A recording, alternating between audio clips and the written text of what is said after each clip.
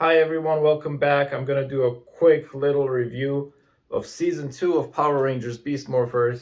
I did season 1 a while back, and since we're in a break in Power Rangers Dino Fury, I figured we can talk about this really quick. So in season 2, obviously season 1, ended with the Power Rangers thinking that they had defeated Evox, but we actually know that they didn't. Evox kind of got fused with Mayor Daniels, and the Power Rangers do find that out. Sometime later in season 2, they do enlist the help of Dr. K from Power Rangers RPM, and she sort of explains to them how they can get those two bodies separated again. The Power Rangers obviously do end up succeeding in that, and we find out towards the end that Evox is actually Venjix. So the way Power Rangers RPM ended is that the RPM Rangers thought that they had defeated the Venjix Virus, but of course, towards the end credits of the last episode of that season, we see that red light flashing, which kind of means that Evox was still alive in one of those morphers. And then we find out in Beast Morphers that Nate, when he was younger, he was experimenting with one of those morphers, and he sort of caused the Venjix virus to mutate or escape and create Evox. And towards the end of Beast Morphers, Evox actually goes back to Grid Battle Force and tries to download the rest of the Venjix virus. He does succeed in that. He becomes really powerful. There was a big battle. Steel, the Silver Ranger, dies, but the Power Rangers do end up defeating Evox, and Steel does come back to life and is sort of a real human. So the season overall wasn't bad. It wasn't the greatest. What I really liked is that they did try to bring back a lot of Power Rangers nostalgia. We had a lot of episodes that had items from previous seasons. Grid Battle Force had a lot of like weapons and morphers and stuff like that from previous seasons. They even had weapons from SPD, which kind of doesn't make any sense because SPD should have been in the future, right? And there was another monster. I think his name was Ryjack, and he had also a bunch of items from previous Power Ranger seasons, but he had like some of the monsters as weapons.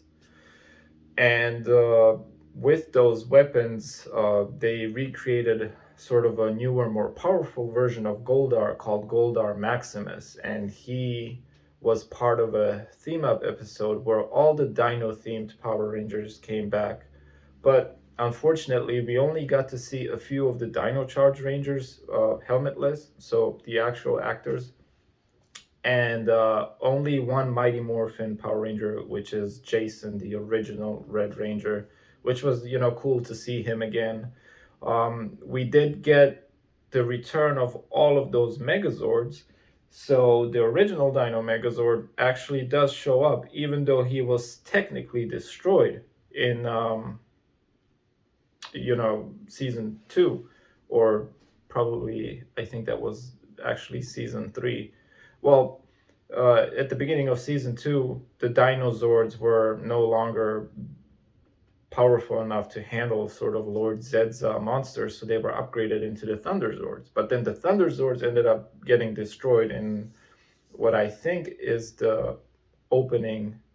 It was either the opening episodes of season 3 or the ending episodes of season 2. So yeah, I guess they must have been rebuilt again, because we do see the original Dino Megazord in battle. One of the things that I didn't necessarily like about the season, and it doesn't have to do with the show itself, but we didn't get a toy for the Beast X King Zord.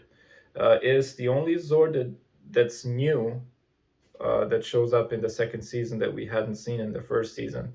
And he has a lion mode, sort of like the animal mode. He has a vehicle mode, which he turns like into a bike, and the Red Ranger Zord can ride it.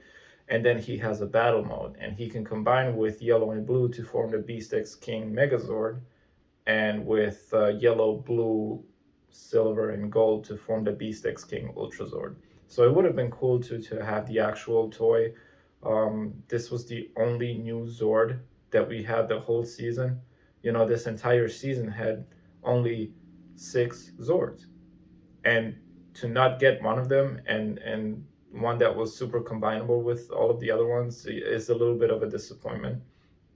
I don't know why they didn't opt to give us a toy, but yeah, that would be sort of my little negative thing about the season. So it's not necessarily anything in show; it's more about the toy that wasn't released.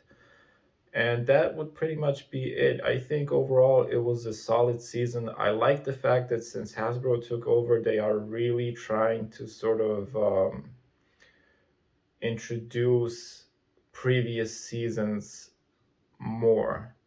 They're trying to connect the whole Power Ranger universe. You know, they're not just a one-off season. They're just having mentions of other Ranger teams. They're having, you know, weapons, uh, all sorts of accessories and stuff like that. And at the end of Power Rangers Beast Morphers, we do have Dr. K show up to help the Power Rangers, and I think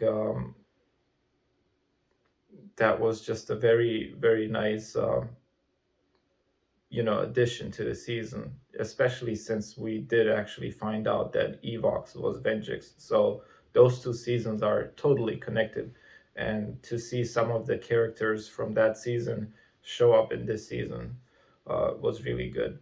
So I'm looking forward to what Hasbro will do with Power Rangers Dino Fury going forward. I think the first 8 episodes have been really good, and I'm hoping to see just more of that, and beyond. So that would be it for my little quick review of season 2 of Beast Morphers. Stay tuned for more.